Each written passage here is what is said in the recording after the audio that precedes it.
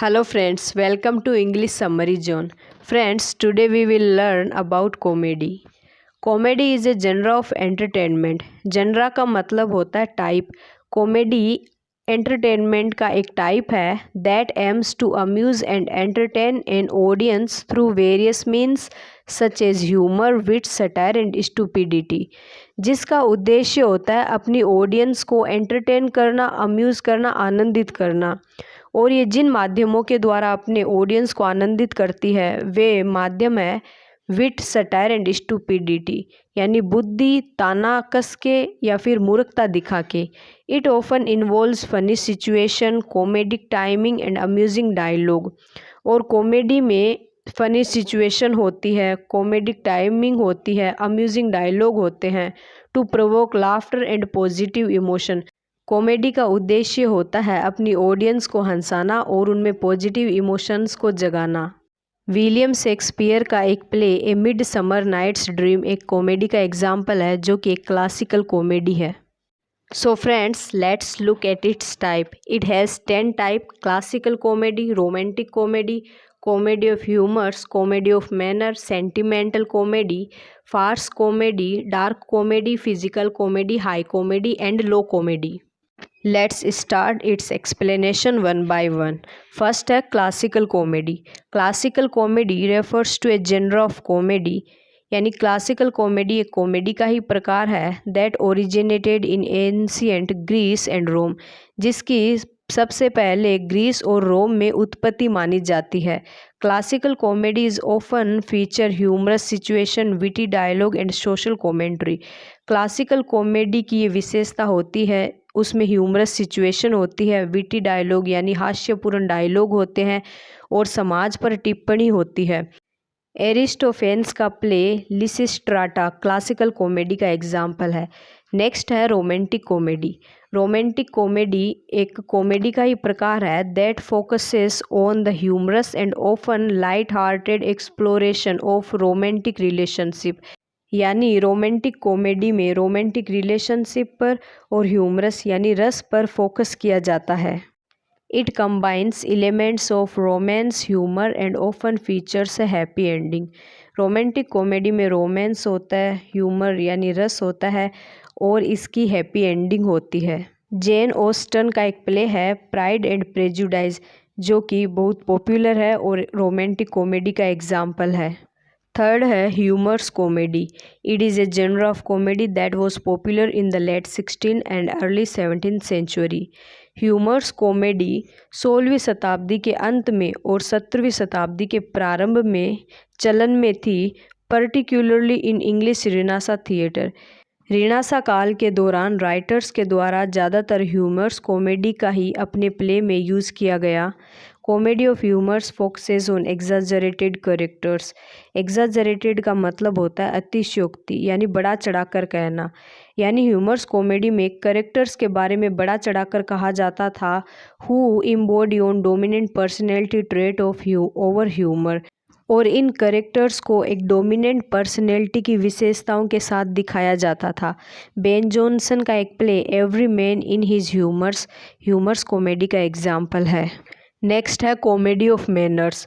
Comedy of manners is a genre of comedic literature और drama that satirize the manners and tradition of a particular social class और society. जिस comedy में समाज के तौर तरीकों पर, उसकी परंपराओं पर ताना मारा जाता है, सटायर किया जाता है, उसे कॉमेडी ऑफ मैनर कहते हैं.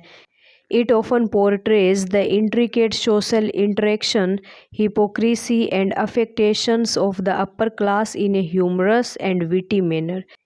इस कॉमेडी में समाज के जो इंट्रिकेट सोशल इंटरेक्शन है, यानी जो पेचीदा परस्पर क्रियाकलाप है, और हिपोक्रेसी पाखंड और अफेक्टेशन यानी दिखावे को एक ह्यूमरस और विटी मैनर यानी हास्यपूर्ण तरीके से चित्रित किया जाता है.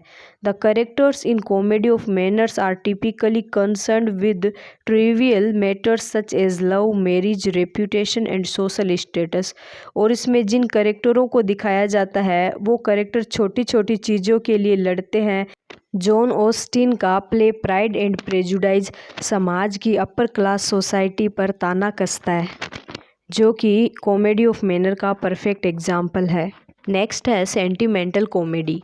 Sentimental comedy is a genre of drama that emerged in the 18th century. Emerged का मतलब होता है उभरना, यानी 18वीं शताब्दी में पहली बार सेंटिमेंटल कॉमेडी सामने आई। It combines elements of comedy and melodrama with an emphasis on sentimentality, moral lessons and the portrayal of virtuous character. इसमें जो एलिमेंट शामिल किए गए वे थे मेलोड्रामा। मेलोड्रामा का अर्थ होता है भावुकतापूर्ण नाटक, with an emphasis on sentimentality, जो कि भावुकता इमोशंस पर जोर देते थे, मोरल लेसन्स पर जोर देते थे, एंड वर्चुअस कैरेक्टर और धार्मिक कैरेक्टर्स को चित्रित करते थे। रिचर्ड ब्रिनसेली शेरिडन की एक फेमस कॉमेडी है द रिवेल्स, जो कि एक सेंटिमेंटल कॉमेडी है। नेक्स्ट है farce comedy. Farce comedy is a genre of comedy that relies on exaggerated and improbable situation, physical humour and rapid paced often chaotic action. जो farce comedy होती है वो relies on यानी निर्भर करती है किस पर, एग्जाजरेटेड एंड इम्प्रोबेबल सिचुएशन, यानी जो अतिशयोक्तिपूर्ण और असंभव परिस्थितियाँ होती है उस पर निर्भर करती है, फिजिकल ह्यूमर पर, रैपिड पेस्ट पर, और ऑफन केआर्डिक का मतलब होता है अस्त व्यस्त एक्शनों पर निर्भर करती है। Farce comedy aims to provoke laughter through absurd situation, slapstick humour and comedic timing. Farce comedy में absurd सिचुएशन दिखाकर यानी बेतुकी परिस्थितियाँ दिखाकर और तमाशे, स्लैपस्टिक ह्यूमर दिखाकर और कॉमेडिक टाइम दिखाकर ऑडियंस को हंसाया जाता है। एक एग्जाम्पल है नॉइसेस ऑफ, जो कि माइकल फ्रेयन का है, फार्स कॉमेडी का एग्जाम्पल है। नेक्स्ट है dark comedy. Dark comedy also known as black comedy. It is a genre that combines humor with topics, situations or themes that are typically considered sensitive or morbid। इसमें जो topic, situation दिखाई जाती है उनकी theme होती है sensitive और मोरबिड। मोरबिड का मतलब होता है दूषित। It often uses satire, irony and wit to explore darker aspect of human nature। और मानव प्रकृति के जो डार्क साइड होती है उसको व्यंग्य के द्वारा दिखाया जाता है। इसमें सोशल इश्यूज़ को और स्टेबल सब्जेक्ट मैटर, यानी जो परंपराएं हमेशा से चली आ रही है, स्टेबल है, उनको एक ह्यूमर के साथ दिखाया जाता है।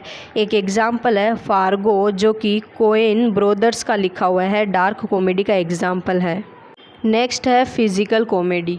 Physical comedy also known as slapstick comedy. Slapstick का मतलब होता है तमाशा। Is a form of humour that relies on exaggerated physical actions, gestures and movements to generate laughter. इसमें फ़िज़िकल एक्शन को बड़ा चढ़ाकर दिखाया जाता है, गेस्चर्स को यानी इशारों को, हाव भाव को ज़्यादा दिखाया जाता है, उनकी कैरेक्टर की मूवमेंट को ज़्यादा दिखाया जाता है, टू जनरेट लाफ्टर, ऑडियंस को हंसाने के लिए। चार्ली चैपलिन का एक कॉमेडी है द ट्रैम्प, जो कि फ़िज़िकल कॉमेडी है। नेक्स्ट है हाई कॉमेडी। इसे इंटेलेक्चुअल कॉमेडी के नाम से भी जाना जाता है। It is a form of comedy that is characterized by sophisticated wit, clever word play and verbal repartee. इसकी जो विशेषताएं होती है वो होती है सोफिस्टिकेटेड विट, यानी सोफिस्टिकेटेड का मतलब होता है जो बौद्धिक रूप से प्रभावशाली होता है। क्लेवर वर्ड प्ले, इसमें चतुराईपूर्ण शब्दों का खेल दिखाया जाता है। एंड वर्बल रेपर्टी, रेपर्टी का मतलब होता है हाजिर जवाब। It often involves intellectual humour, social commentary and satire of intellectual और सोशिएटल नॉर्म्स। इसमें जो इंटेलेक्चुअल होता है, सोशल नॉर्म्स होता है, सोशल कॉमेंट्री होती है, उस पर व्यंग्य दिखाया जाता है।